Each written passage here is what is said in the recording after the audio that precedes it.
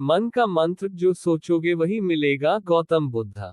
क्या आपने कभी गौर किया है कि कभी कभी तो हम बैठे बैठे ही थक जाते हैं और कभी कभी हम बहुत ज्यादा काम कर लेते हैं और फिर भी हमें थकान महसूस नहीं होती। आप पूरे दिन घर पर बैठे रह सकते हैं लेकिन पूरे दिन बैठे रहने के बाद जो ऊब पैदा होती है वह हमारे शरीर को निढाल कर देती है, हमें थका देती है। लेकिन वहीं हम कोई खेल खेलते हैं तो हम उसमें खूब भाग दौड़ करते हैं, खूब शरीर को थकाने की कोशिश करते हैं, लेकिन खेलने के बाद एक चुस्ती महसूस होती है, जैसे शरीर का रोम रोम खिल उठा हो। अगर आप देखें तो ये बात अपने आप में एक विरोधाभास है, क्योंकि प्राकृतिक रूप से होना तो यह चाहिए कि जब आदमी खेलता है तो उसका शरीर थकता है, इसीलिए खेलने के बाद उसे थकावट महसूस होनी चाहिए। और जब आदमी खाली बैठता है वह अपने शरीर को थका ही नहीं रहा, वह तो आराम कर रहा है, फिर उसे थकावट क्यों महसूस होती है? सकारात्मक सोच का महत्व खाली बैठने में। अगर आप इसका जवाब जानना चाहते हैं तो इसका जवाब है हमारे मन की ऊब। जहां तक शरीर की बात है,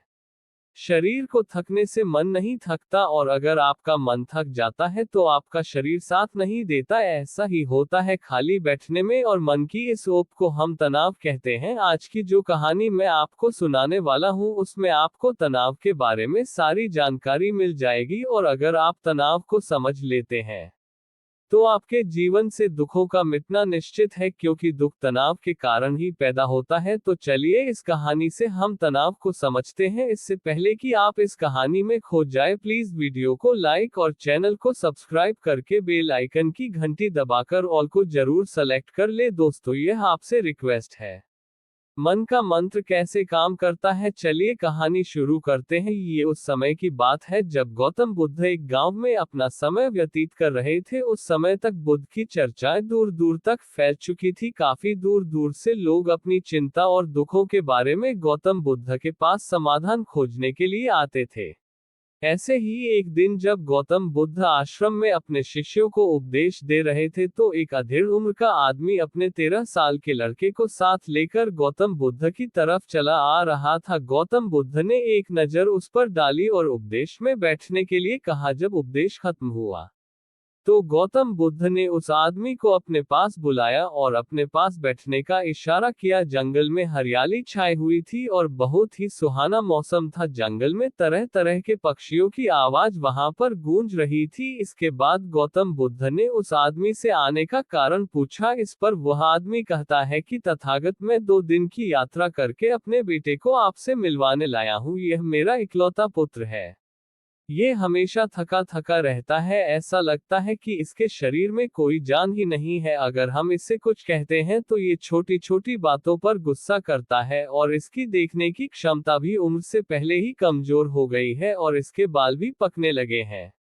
मुझे तो कुछ समझ नहीं आता कि यह सब क्या हो रहा है भला। इतनी कम उम्र में इतनी ज्यादा उम्र का लगता है। हे बुद्ध, मैं अपने बेटे को लेकर बहुत चिंतित हूँ। जब मैं अपने बेटे को डॉक्टर के पास लेकर गया तो उन्होंने कुछ औषधियां देकर कहा कि अपने बेटे को तनाव कम लेने दिया करो। वह अपने दिमाग में बहुत तनाव लेता है और इसी वजह से उसकी ऐसी हालत हो रखी है। लेकिन उनके लाख बताने पर भी मुझे तनाव का मतलब समझ में नहीं आया। मुझे पता ही नहीं कि तनाव होता क्या है और उसे कैसे उसके दिमाग से निकाला जाए। उसके लिए पहले तो मुझे ये समझना होगा कि तनाव होता क्या है, और इसीलिए बुद्ध, मैं आपके पास आया हूँ। कृपया करके मेरी समस्या का समाधान कर दीजिए। ये सुनकर गौतम बुद्ध उस लड़के को बड़ी गौर से देखते हैं, उसकी आंखों में देखते हैं, उसके चेहरे पर देखते हैं और फिर उसके हाथ की नब्ज भी देखते हैं। ये सारी विधियां करने के बाद गौतम बुद्ध उस आदमी से कहते हैं कि तनाव लेना तो कोई नहीं चाहता, लेकिन फिर भी तनाव लोगों को दीमक की तरह पकड़ लेता है और इंसान को ये पता ही नहीं चलता कि वह तनाव में जी रहा है। लेकिन अगर वही इंसान तनाव को समझ लेता है, तनाव के बारे में कोई ऐसा पैमाना बना लेता है कि उसे पता चल सके कि वह कितना तनाव में है, तो वह समस्या का समाधान भी खोज सकता है। मुख्य रूप से तनाव के 8 कारण होते हैं। इसके बाद गौतम बुद्ध कहते हैं कि सबसे पहले तो हमें समझना यह होगा कि तनाव होता क्या है। जब कोई इंसान कोई काम कर रहा होता है और उसका मन कहीं दूर भटक रहा होता है, काल्पनिक में होता है, तो उससे शरीर और मन के बीच में दूरी पैदा हो जाती है, और जितनी दूरी शरीर और मन के बीच में होगी, हम उतने ही निद्रा की अवस्था में होंगे और इसी दूरी को, इसी खिंचाव को तनाव कहा जाता है। कोई आदमी खेलने के बाद फुर्ती महसूस क्यों करता है, हालांकि उसने अपने शरीर को थकाया है, लेकिन समझने की बात तो ये होती है कि खेलते वक्त मन और शरीर पूरा उस खेल पर केंद्रित होता है, जिससे शरीर और मन में दूरी पैदा नहीं होती और इसीलिए कोई तनाव पैदा नहीं होता, बल्कि हमारा तनाव दूर हो जाता है। और वही जब हम कोई बेमन का काम करते हैं जिसमें हमारा मन लगता ही नहीं, तो हम शारीरिक रूप से वह काम तो करते हैं, लेकिन हमारा मन कहीं दूर काल्पनिक में भटक रहा होता है। इससे शरीर और मन में एक दूरी पैदा हो गई और तनाव ने जन्म ले लिया। इसीलिए इंसान को एक बार में एक ही काम करने चाहिए और इस पर अपना तन और मन केंद्रित रखना चाहिए, जिससे आपके भीतर कोई तनाव पैदा ही ना हो। तनाव के कुछ मुख्य कारण भी होते हैं। इसके बाद गौतम बुद्ध कहते हैं कि अगर हम इन कारणों को जान लेते हैं तो हमारे अंदर तनाव कभी भी पैदा नहीं होगा। मुख्य रूप से जो कारण है उसमें सबसे पहला कारण होता है महत्वाकांक्षा होना। अच्छी बात है, लेकिन कभी आपने गौर किया है कि इंसान के लक्ष्य कभी पूरे नहीं होते, क्योंकि इंसान का कभी कोई एक लक्ष्य होता ही नहीं है। जान लो, तनाव का एक मुख्य कारण होता है अपनी योजनाओं को समझने के लिए वक्त ना देना। कुछ इंसानों के मन में कोई ख्याल पनपता है और वह उस पर बिना सोचे समझे कार्य करना शुरू कर देता है, और जब उस काम में उन्हें कामयाबी नहीं मिलती तो वह तनाव से भर जाते हैं, क्योंकि उन्होंने वह काम शुरू करने से पहले उसके बारे में कोई जानकारी नहीं ली। आदमी को कोई भी योजना बनाते वक्त उसके बुरे परिणाम के बारे में सबसे पहले सोचना चाहिए। हमें ये सोचना चाहिए कि अगर यह योजना कामयाब नहीं हुई तो फिर मैं क्या करूंगा, और इसीलिए अपनी योजनाओं को समझने के लिए पूरा वक्त देना चाहिए, ताकि कि भविष्य में उस काम के प्रति कोई तनाव पैदा ही ना हो। और सबसे आखिरी कारण जो तनाव का होता है वह होता है ज्यादा सोचना। लगातार सोचते रहना भी एक बीमारी होती है और इसको दूर करने के लिए आदमी को ध्यान करना चाहिए। ये सुनकर उस आदमी ने हाथ जोड़ते हुए गौतम बुद्ध से पूछा कि हे बुद्ध, मेरा बेटा तो अभी मात्र 23 साल का है और उसमें इतनी समझ भी नहीं है कि वह इतनी सारी बातों का एक साथ अनुसार कर सके। कृपया करके तनाव मुक्त करने का कोई आसान सा मंत्र बता दे,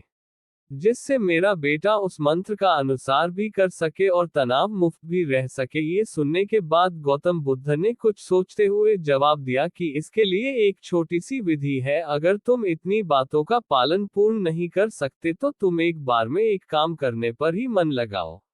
निष्कर्ष, जो भी काम तुम कर रहे हो बस एक काम एक बार में करो और उस काम को पूरा ध्यान लगाकर करो। अगर तुम्हारा ध्यान इधर उधर भटकता है तो वापस से अपना ध्यान उस काम पर लगा दो। ये सबसे आसान और सबसे अच्छा तरीका है तनाव मुक्त रहने का है। तो अगर तुम खाना खा रहे हो तो खाना खाने पर ही ध्यान केंद्रित कर दो। अगर तुम चल रहे हो तो चलने पर ही ध्यान केंद्रित कर दो। इससे तो तुम्हारा मन और तुम्हारे शरीर दोनों एक जगह पर रहेंगे और दोनों के बीच दूरी नहीं पैदा होगी, जो कि तनाव का मुख्य कारण होती है। दोस्तों, आज की युवा पीढ़ी एक बार में दो दो तीन तीन काम एक साथ करती है, जैसे कि कोई आदमी खाना खाते वक्त टेलीविजन भी देखता रहता है, फोन पर बात भी करता रहता है और फिर बाद में कहता है कि मैं तनाव में जी रहा हूँ। जब तीन तीन काम एक साथ करेगा आदमी तो तनाव पैदा होना तो लाजमी है, क्योंकि मन तो पूरा ध्यान लगाकर एक बार में एक ही काम कर सकता है, पूरी तरीके से ध्यान दो चीज पर कभी नहीं लगा सकता। इसलिए जहां तक संभव हो सके कोशिश कीजिए कि आप अपना ध्यान एक ही काम पर लगाएं। तो दोस्तों, कैसी लगी ये कहानी कमेंट करके जरूर बताएं।